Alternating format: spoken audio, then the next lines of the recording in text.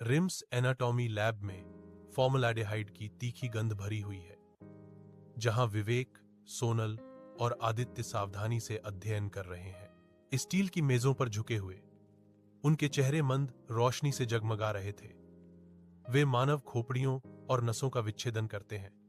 आधी रात होने वाली है। उनके ऊपर एक पुरानी घंटी से अचानक कर्कश टोंग की आवाज आती है, जिससे तीनों छात्र चौंक जाते हैं। उनकी एकाग्रता भंग हो जाती है। आदित्य इसे हवा कहकर खारिज कर देता है, लेकिन गलियारे से कदमों की एक भयावह टॉक टॉक टॉक गूंजती है। विवेक गलियारे में चला जाता है। उसे बस एक टिमटिमाती ट्यूबलाइट और एक बेचैन करने वाला खालीपन मिलता है, और वह बुदबुदाता है, बस एक और घंटे की पढ़ाई। एक हल्की निराकार फुसफुसाहट उसका नाम पुकारती है, वेक। वीरान हॉल में उसकी रीढ़ में सिहरण पैदा कर देती है। विवेक एनाटॉमी लैब में फिर से प्रवेश करता है। उसकी आंखें कमरे को स्कैन करती हैं, क्योंकि सोनल और आदित्य घबराकर अपना सिर हिलाते हैं। उन्होंने कुछ भी नहीं सुना है।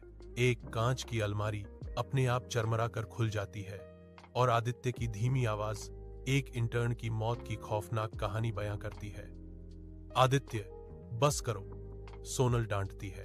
बत्तियां टिमटिमाती हैं और बुझ जाती हैं। लैब को अंधेरे की खाई में धकेल देती हैं, जिससे स्पष्ट भय बढ़ जाता है। मोबाइल की टॉर्च ने अंधेरे को चीर दिया, जिससे खोपड़ी दिखाई दी जो कभी केंद्र में थी, अब मेज के किनारे पर अजीब तरह से रखी हुई थी। मंद रोशनी वाले गलियारे में विवेक, सोनल और अर्जुन खुद को संभालते हैं, क्योंकि मुर्दाघर का दरवाजा चर्र की भयानक आवाज के साथ खुलता है। अंधेरे से एक हल्की फुसफुसाहट निकलती है।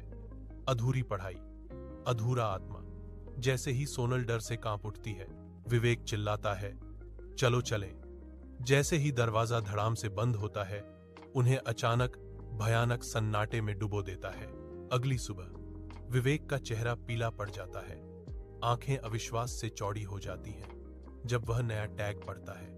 नमूना संख्या 27। उसके फोन पर एक भयानक सूचना चमकती है। उसके लिए एक भयावह संदेश, आज रात मिलते हैं।